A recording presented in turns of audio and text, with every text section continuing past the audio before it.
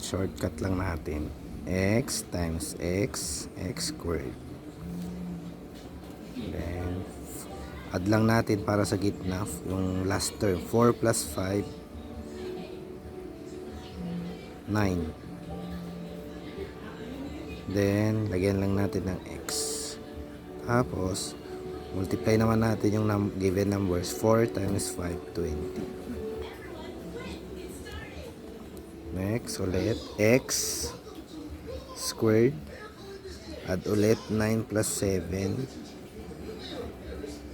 16. X. 9 times 7. That is 63. Sunod. Y squared. So, yun na natin i-add kasi unlike sa ima-minus naman natin. 12 minus 5, 7.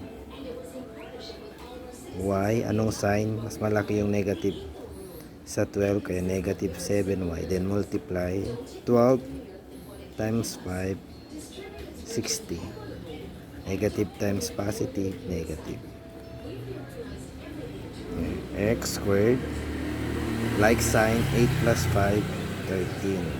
So, dahil pareho sila, kakopy lang yung negative. X. Then, 8 times 5, 40. Negative times negative, positive.